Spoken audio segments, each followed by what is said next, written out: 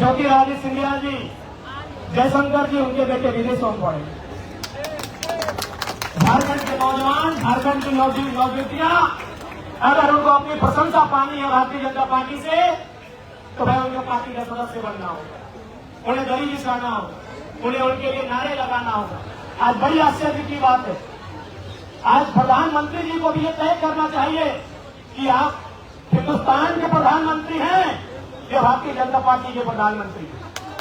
अगर आप हिंदुस्तान के प्रधानमंत्री हैं तो प्रोटेस्ट में आने वाले छात्रों का बैकग्राउंड भले कांग्रेस पार्टी से है या आम आदमी पार्टी से है या किसी अपोजिशन पार्टी से है, वो मैटर नहीं करता है। तो जिस मुद्दे के साथ आए हैं वो मैटर करता है। यदि आप देश के प्रधानमंत्री हैं तो प्रोटेस्ट करने वाले छात्र, उनके अभिभावक, उनकी आइडियोलॉजी, उनकी पॉलिटिकल आइडियोलॉजी क्या है वो मैटर नहीं करता है। क्योंकि आप अगर हिंदुस्तान के प्रधानमंत्री हैं तो मुद्दा कौन मैटर करता है। और ये मुद्दा है कि एक बार नहीं 90 बार पेपर लीक हुआ है। ये मुद्दा है कि एक नहीं कई दर्जन छात्रों ने सुसाइड किया है। ये मुद्दा है। इसलिए अगर आप देश के प्रधानमंत्री हैं श्रीमान, तो आपको ये भूल जाना चाहिए कि प्रोटेस्ट करने वाले मंच पर कौन लोग आ रहे हैं, प्रोटेस्ट करने वाले युवाओं का समर्थन पीछे से कौन कर रहे हैं, ये भूल जाना चाहिए। आपको ये याद रखना चाहिए कि ये नौजवान इस हिंदुस्तान की माटी के हैं और इनका जो मुद्दा है वो सही है कि नहीं, ये मायने रखना चाहिए। लेकिन आज दुर्भाग्य है, आज अगर आप क्रांति की बात करें, इंकलाब की बात करें, किसी के हित की बात करें, हुकूक की बात करें, तो आपको राष्ट्र विरोधी तगमा दिया जाता है। तो ऐसे में हमें ऐसा लगता है कि राष्ट्रवाद और ये धर्म केवल गरीबों का आभूषण बन के रह गया है, अमीरों को तो सत्ता और संपत्ति चाहिए। अनुराग ठाकुर जी को चिंता नहीं होती है जब वो शाहिद अफरीदी के सामने बैठते हैं। हम अगर बैठ जाए तो उनको हमें एंटी नेशनल कहा जाता है कि तुम शाहिद अफरीदी के बगल में बैठे हो, और शाहिद अफरीदी के बगल में इसने पाकिस्तान में सबसे ज्यादा रकम का गाय का बलि देने का काम किया था। लेकिन वही अनुराग ठाकुर जी अगर बैठ जाए उनके बगल में तो ये मुद्दा नहीं उठता है। ये आज राजनीतिक परिपाटी बन चुकी है, आज ये राजनीतिक सोच बन चुकी है। इसलिए उस सोच को बदलना होगा और देश के प्रधानमंत्री को इस विषय में सोचना होगा कि आप केवल भाषणों में देश को दुनिया के नक्शे पर नहीं ला सकते। आपको एक विजन के साथ इस देश को नंबर 1 बनाना होगा। आपको एक मिशन के साथ इस देश को बेहतर बनाना होगा। और दुनिया की तारीख गवाह है, जिन देशों ने लोकतंत्र को अपनाया, जिन देशों ने दुनिया के मानचित्र पर अपना विशेष स्थान बनाया, उन्होंने एजुकेशन सिस्टम में क्रांतिकारी बदलाव किया। उन्होंने अपने एजुकेशन सिस्टम में बदलाव किए, तब जाकर दुनिया के मानचित्र में अपना स्थान बनाया है। इसलिए आज इस बात को स्वीकारना होगा कि आज देश की ये तमाम जो हमारे राज्य हैं जिनमें विशेषकर हमारी एनडीए का प्रभाव रहता है, आज उनकी शिक्षा नीति, हालांकि हमारा झारखंड इंडिया गठबंधन अलायंस के साथ रूल कर रहा है, लेकिन हमारे राज्य में भी आज पेपर लीक बहुत बड़ी समस्या बन चुकी है।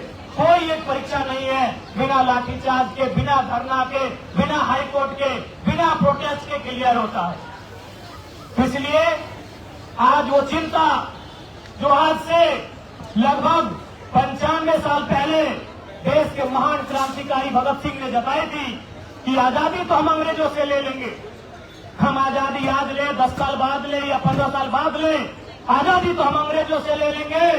लेकिन सवाल यह है, क्या वो आजादी अंतिम व्यक्ति तक, किसान तक, खेतों में काम करने वाले किसान तक, मजदूरों में काम करने वाले कर्मचारियों तक, मजदूरों तक, फैक्ट्रियों में काम करने वाले, माफ कीजिएगा, फैक्ट्रियों में काम करने वाले मजदूरों तक, खेतों में काम करने वाले किसानों तक वो आजादी जाएगी कि नहीं? शहीद आजम भगत सिंह की सबसे पहली चिंता थी, सबसे बड़ी चिंता थी कि आजादी खेतों में काम करने वाले किसान तक पहुंचेगी नहीं, या फिर 10% कॉर्पोरेट के हाथ में आजादी रहेगा। ये चिंता भगत सिंह की थी और इस चिंता पर मुहर प्रधानमंत्री जी को अपने पन्ने पलटने चाहिए।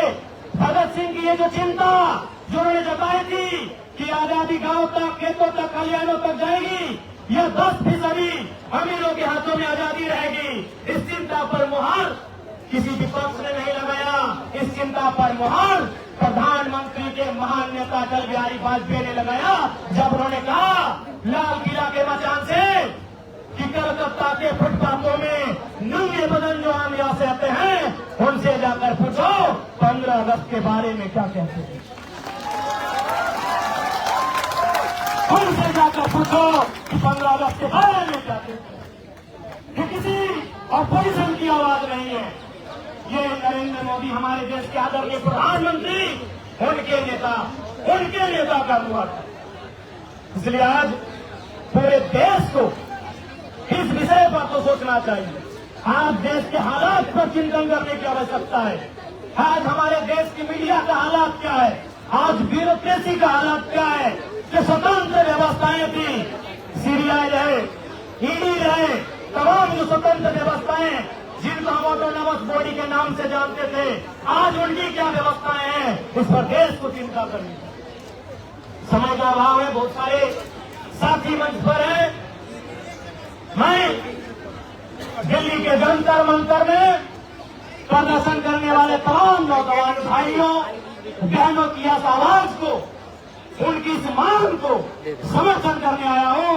और बिल्कुल आज सोनम सर जो भूख हड़ताल अनशन पर बैठे हैं, मैं उनके इस त्याग को, उनके इस संघर्ष को, उनके इस तप को नमन और वंदन करने आया हूं। और साथ ही साथ जो लोग घरों में बैठे हैं, जो लोग घरों में बैठकर केवल सोशल साइट से जुड़े हैं, मैं उनसे भी कहना चाहूंगा, आवाज उठाइए।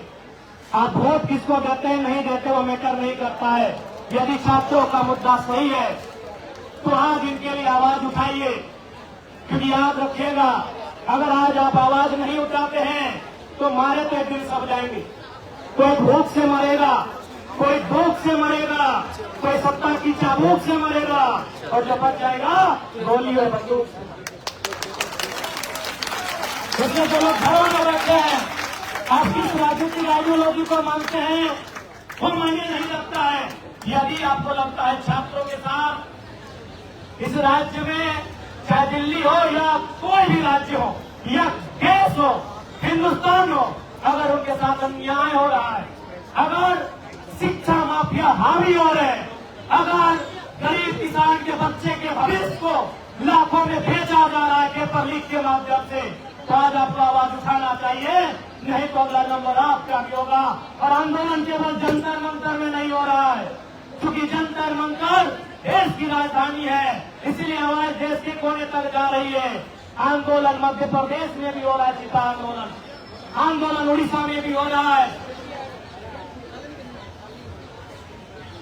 इसलिए मैं सबों से आग्रह करूंगा कि इस आंदोलन को समर्थन करें, देश के नौजवानों के लिए, उनके भविष्य के लिए। और जो लोकतांत्रिक व्यवस्थाएं कोलैप्स कर रही है, जो लोकतांत्रिक व्यवस्थाएं लगातार चरमरा रही हैं, उनके खिलाफ इस देश के नौजवानों की आवाज को बुलंद करें। मैं पुनः सभी को, इनकलाब साथियों और झारखंडी जोहार आप सभी को, साथ ही साथ जानना है कि सोनम सर के अंदर एक ऐसी शक्ति समाहित हो जो शक्ति देश की सरकार को झुकने पर मजबूर है। धन्यवाद।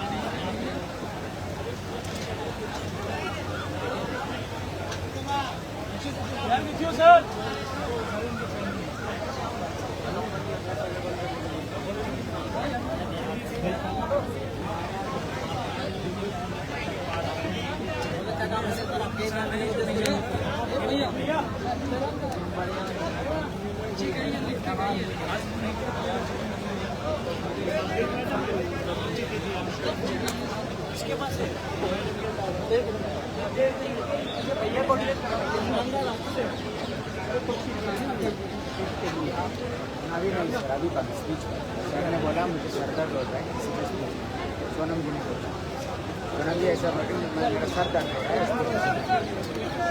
अभी नहीं सर सर ने बोला स्पीच शुरू कर दी हर प्लेस में हमारी जो इधर इधर आता है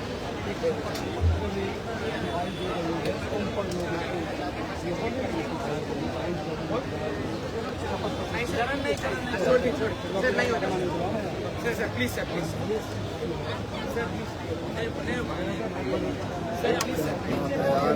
सादगी जरामदा भाई भाई भाई जाइए जाइए जाइए जाने दीजिए।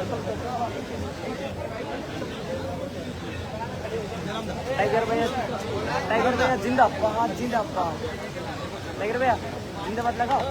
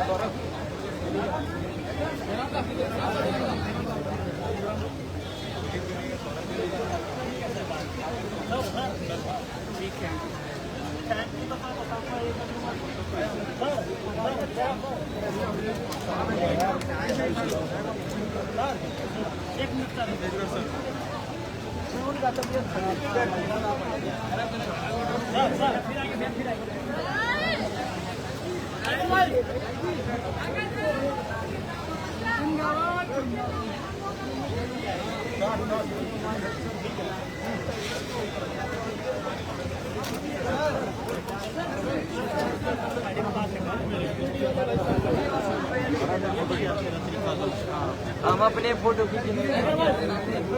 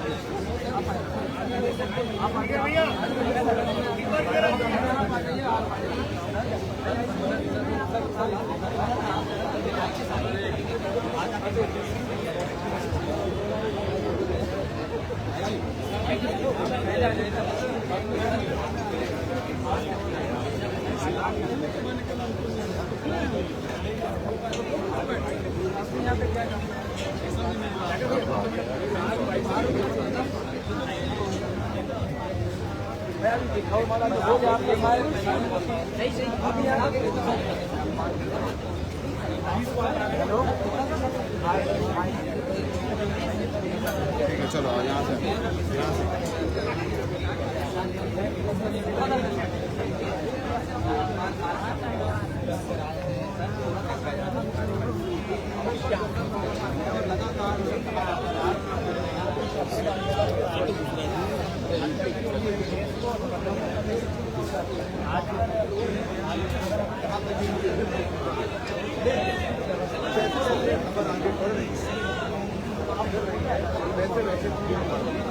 आप जंतर मंतर पर जो अब तक की जोर है जो तस्वीरें आप देखेंगे तो यहाँ पर अब आपको नजर आएगी। सिर्फ सोशल मीडिया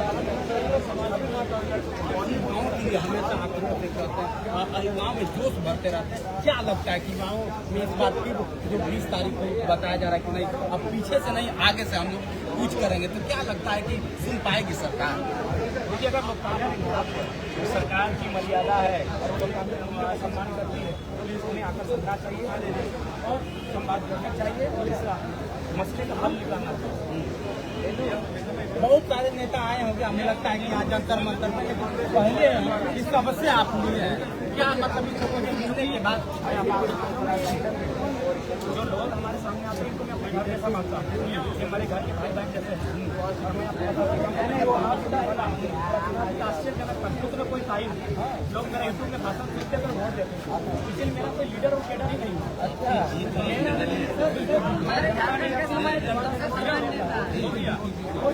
जयराम जी, जयराम जी, एक मिनट, जयराम जी, जयराम जी,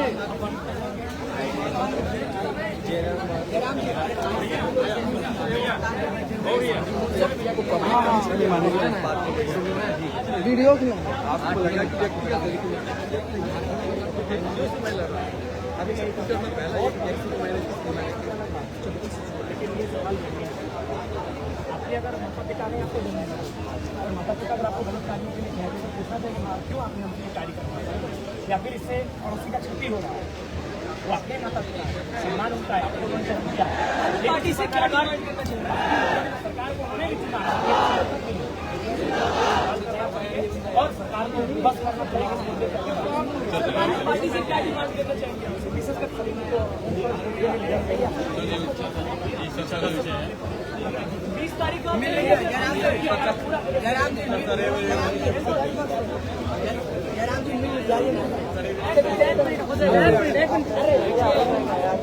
भैया।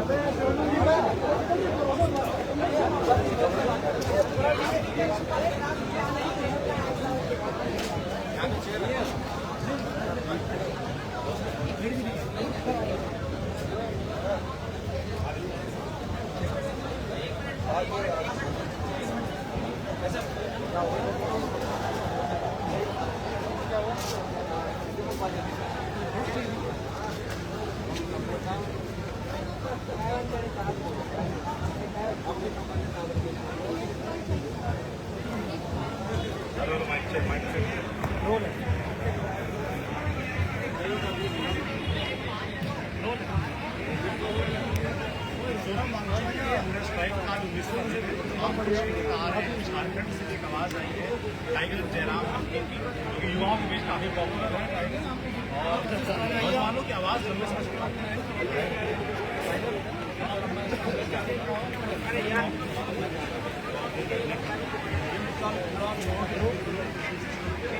कर रहा हूँ, लेकिन नेटवर्क की प्रॉब्लम कर रहा हूँ। देखिए, रीजन यही है कि हम उसी बैकग्राउंड से आते हैं और मेरा वो पृष्ठभूमि अभी तक समाप्त नहीं हुआ। कुछ लोग विधायक सांसद बनने के बाद या फिर बढ़िया सिविल सर्विस में आने के बाद कुछ महीनों में कुछ सालों में उनका स्टेटस बदल जाता है। वो अपने गांव की मिट्टी को, अपने पुराने साथियों को, अपने लोगों को भूल जाते हैं और नए शहर से, नए मौसम से, नए लोगों से ताल्लुक रखने लगते हैं। वो चेतना, हुआ संघर्ष आज भी मेरे जहन में जब मैं छात्र में आज भी, लेकिन आज PhD कर शोधार्थी, लेकिन जब मैं भी किसी एग्जाम को फॉर्म भरता था, चाहे वो किसी बदलने की मामले का फॉर्म वहाँ देने के लिए 3-4-5 गाड़ियाँ बदलती परीक्षा में जाकर पहुँचता था। तो अनुभव आज भी हमारे साथ, खासकर बहनों का अनुभव कि मेरी बहनें जब जाती हैं साथ में किसी को लेकर जाती हैं, छोटा बच्चा है तो उसको भी साथ में लेकर जाती है, लेकिन जब वापसी के क्रम में उन्हें पता चलता है कि पेपर लीक हो चुका है तो उन्हें ऐसा लगता है मानो कि उनका पाँव तले जमीन ही खिसक है। तो एक सपना जब टूट जाता है, सपना चकनाचूर हो जाता है, उस समय आपको कैसा लगता है? उस अनुभव को हम लोग जिए। इसलिए मैं भावुक हो गया जब उनके बीच नया कि आज एक दो मामला होता तो हम लोग समझ लेके चलिए सरकार को मौका मिलना चाहिए। ये 90 मामले हो चुके हैं, केंद्रीय स्तर पर 90 मामले हो चुके हैं जिनमें पेपर लीक गड़बड़ी का मामला प्रकाश में आया और उसके बाद भी अगर आप कार्रवाई नहीं कर रहे, आप साहस नहीं जुटा पा रहे अपने कर्तव्य से विमुख होने का, आप नहीं हो रहा है आपसे तो आप अपने कर्तव्य से इस्तीफा दे दीजिए। आप नए व्यक्ति को नए तरीके को मौका दीजिए, आप आके संवाद करिए। लोकतंत्र मतलब क्या? संवाद करना, बातचीत करना। ये सरदार पटेल, गांधी, नेहरू, बोस, आजाद, भगत सिंह, अशफाक उल्लाह खान का देश है, ये संवाद होना चाहिए। सरदार पटेल कहते थे कि लोकतंत्र में लोगों की मांगे सही है या गलत है मायने नहीं है। अगर एक बहुत बड़ी आबादी किसी मांग के ऊपर अड़िग है तो उस मांग पर विचार करना चाहिए, उस पर संवाद होना चाहिए। अच्छा, अभी बताओ, संवाद की बात कर रहे हो, 19वां दिन है, भारत खराब क्या आपको लगता है कि आप खुद भी विधायक सरकार को करीब से देखते हो, सरकार के चरित्र को भी करीब से देखते हो, 19 दिन हो गए, सरकार क्यों नहीं आ रही बात करती? देखिए, इसमें अभी जो देश का माहौल है वो माहौल पूरी तरह से नरेंद्र मोदी जी के नेतृत्व में डाइवर्ट हो चुका है। माहौल एक धार्मिक ध्रुवीकरण का रूप ले चुका है और अगर हमें लगता है कि सोनम सर में कुछ अप्रिय हो जाता है इनके साथ, क्योंकि देश की बहुत बड़ी आबादी को फर्क नहीं पड़ेगा। मैं आज उनके सामने खड़ा होकर ये कहने की हिम्मत कर रहा हूँ क्योंकि मैंने अपने कम उम्र में, क्योंकि मैं एक दार्शनिक छात्र हूँ, मैं दार्शनिक का छात्र हूँ, मैं फिलोसफी का स्टूडेंट हूँ, मैं PhD का स्कॉलर हूँ, तो मैं जो चीज़ें मैं रिसर्च करता हूँ, जो चीज़ों को मैं आत्मा मंथन करता हूँ, मैंने ये अनुभव किया है कि सर को अगर कुछ बड़ी अप्रिय घटना भी इनके साथ घट जाती है तो देश की बहुत बड़ी आबादी को नहीं पड़ेगा, क्योंकि देश के प्रधानमंत्री जी ने देश के माहौल को विकास से डाइवर्ट करके जब राष्ट्र या राज्य हो, दुनिया का कोई देश हो, कोई राज्य हो, अगर वो धार्मिक आधार पर उस देश के निर्माण की बात है तो वहाँ इस प्रकार की कई प्राणों की आहुतियाँ आपको सोचने के लिए विवश भी नहीं है।